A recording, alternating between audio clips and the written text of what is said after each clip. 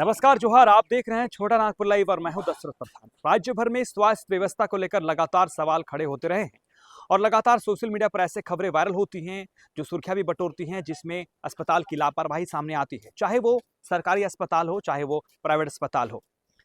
आपने देखा होगा, कुछ दिन पूर्व हमने एक खबर चलाया था जमशेदपुर के ब्रह्मानंद नारायणी अस्पताल का, जहां एक मरीज ऑपरेशन के लिए जाते हैं, उनकी प्लेट खुलती है पैर की, लेकिन उनका ऑपरेशन हाथ का भी दिखाकर बिल जोड़ी जाती है और बिल को मोटा कर दी जाती है। तो कहीं ना कहीं ये प्राइवेट अस्पताल की लापरवाही का एक सबूत है, जीता जागता सबूत है।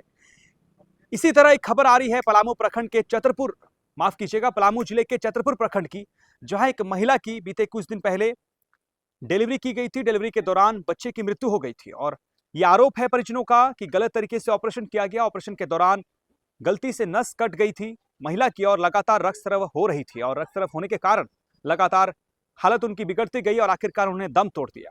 क्या कुछ है, पूरी जानकारी आपको बताते हैं। और कहीं ना कहीं एक बहुत बड़ा ये स्वास्थ्य क्षेत्र के लिए एक बड़ा सवाल उठता है और इस सवाल का जवाब जो है स्वास्थ्य मंत्री डॉक्टर इरफान अंसारी को देना होगा, क्योंकि प्राइवेट अस्पताल बेलगाम हो चुके हैं और उनको लगाम में लाने का जिम्मेवारी किसके ऊपर है, ये जवाबदेही उनको देना होगा, ये जवाबदेही ठहरानी होगी। छतरपुर से गंभीर और झकझोर देने वाला मामला सामने आया है, जहां कथित डॉक्टर की लापरवाही ने एक महिला की जान ले ली। छतरपुर प्रखंड के नौडी खुजूरी अंतर्गत बागमाड़ा गांव निवासी 26 वर्षीय शांति देवी की ऑपरेशन के दौरान हुई लापरवाही के कारण मौत हो गई। परिजनों का आरोप है कि लॉन्ग लाइफ नर्सिंग होम में डिलीवरी के दौरान ऑपरेशन में नस कट जाने से लगातार रक्तस्राव हुआ, जिससे महिला की हालत बिगड़ती चली गई। ऑपरेशन के दौरान नवजात की भी मौत हो गई, जिसके बाद गंभीर स्थिति में शांति देवी को डाल्टनगंज स्थित लाइफलाइन अस्पताल रेफर कर दिया गया, जहां लंबे इलाज के बाद 13 दिसंबर 2025 को उनकी मौत हो गई। मृतका के परिजनों ने उपायुक्त और सिविल सर्जन पलामू से मामले की उच्च स्तरीय जांच और न्याय की मांग की। वहीं पूर्व विधायक प्रत्याशी संदीप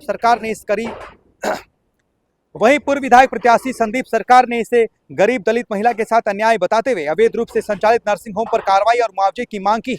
उन्होंने चेतावनी दी है कि यदि 10 दिनों के भीतर कार्रवाई नहीं हुई तो आंदोलन किया जाएगा। मतलब कैसे पता चला कि इसने गलत तरीके से ऑपरेशन किया गया है? जब ऑपरेशन हुआ तो ब्लड जारी है, तो जारी है। हर डॉक्टर बोलता था कि उसी के पास जाओ।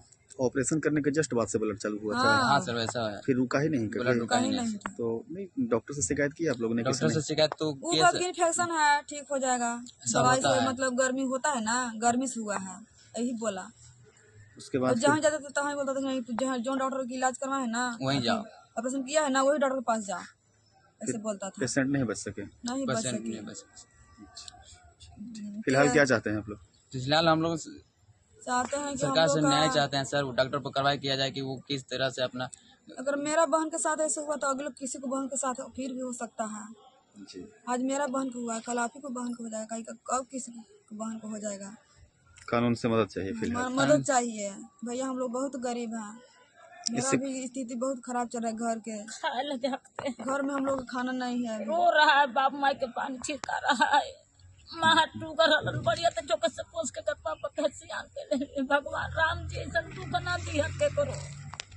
उसको चलते हम लोग 2-3 गो भाई, एगो हमको हस्बैंड, तीनों जो कमा रहे हैं, चारों उसी में लगा दिए। 2 लाख ब्याज में पैसे चल रहा है, 2 लाख अगल के ब्याज में चल रहा है, वो 4 गो कमी लग गया। डिलीवरी के दौरान उन्होंने 2 लाख रुपया लिया? नहीं तो यहाँ से लेके मैंने आज तक 2 लाख कर्ज लिया है। 40,000 रुपये लिया था, 26-27,000 रुपया था डिलीवरी के, और दवाई का 8-10,000 रुपया दवाई के लिया था, 40,000 मोटा मोटी पकड़ लिया था वो। ताहिर हुसैन। साथियों, आप सभी को जोहार।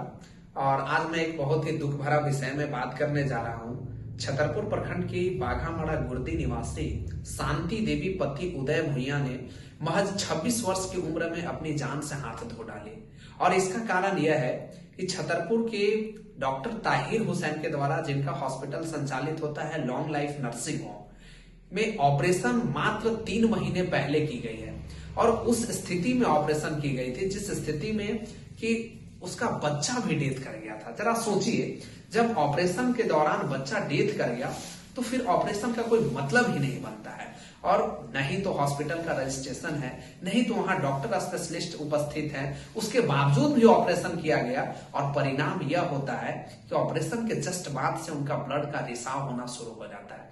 जब ब्लड का रिसाव होना शुरू हो जाता है तो डॉक्टर साहब परिजन को सलाह देते हैं कि मेरे कोई जाने माने और मेरे ही कांटेक्ट के हॉस्पिटल है डाल्टनगंज मुस्लिम नगर में, लाइफलाइन हॉस्पिटल।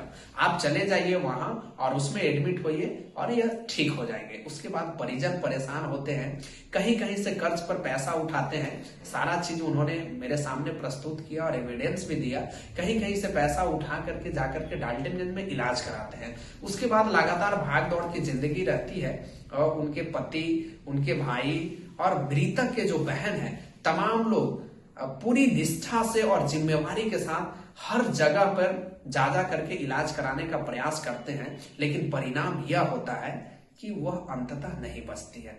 मात्र 3 महीने ऑपरेशन किए हुए बीता है और उस व्यक्ति अपनी जान खो देते हैं। अब सवाल यह खड़ा होता है कि आखिर कब तक छतरपुर में कब तक इस तरह होते रहेगा और कितना लोग अपनी जान को खोते रहेंगे। मैंने पहले भी स्वास्थ्य विभाग के कई मुद्दा उठाया था, जिसमें अनुमंडलीय हॉस्पिटल भी शामिल था। यहां तक कि मैं देख पाता हूं कि छतरपुर में गिने चुने हॉस्पिटल का ही रजिस्ट्रेशन है। तो बिना रजिस्ट्रेशन के, बिना आप क्या है एक्सपीरियंस के ऑपरेशन करते कैसे हैं, या फिर उसका इलाज कैसे करते हैं? और यदि करते हैं तो फिर आप जिंदगी के किसी भी मरीज के जिंदगी के साथ खिलवाड़ न करें, ये आपके साथ कोई अधिकार नहीं है। मैं दूसरी चीज बताना चाहूंगा कि इस मामले पर हम लोग पलामू सिविल सर्जन को, उपायुक्त पलामू को और यहाँ की क्षेत्रीय पदाधिकारी को ज्ञापन भी सौंपा है, आवेदन भी दिया है, लेकिन अब तक 1 सप्ताह हो गए, अभी तक कोई कार्रवाई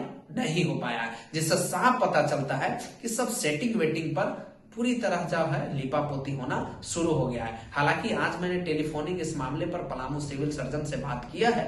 सिविल सर्जन के द्वारा आश्वस्त की गई है कि निश्चित रूप से कार्रवाई होगी। तो अब देखना यह होगा कि भाई कितना जल्दी कार्रवाई हो पाती है और जो मृतक हैं, जो उनके परिवार वाले हैं, उनको किस तरह से प्रशासन और प्रशासनिक व्यवस्था मदद कर पाते हैं। और मैं एक बात बता देना चाहता हूं आप सभी के माध्यम से कि यदि विगत 10 दिनों के अंदर उस परिवार वालों को कोई सहयोग राशि नहीं प्रदान हुआ और उन्हें न्याय नहीं मिला, तो आने वाला समय में छतरपुर की जनता और यहाँ के युवा एक बहुत बड़ी आंदोलन करने जा रहे हैं। और निश्चित रूप से हम तमाम पदाधिकारियों को भी बता देना चाहते हैं कि हर हाल में उस व्यक्ति को न्याय देना होगा। धन्यवाद।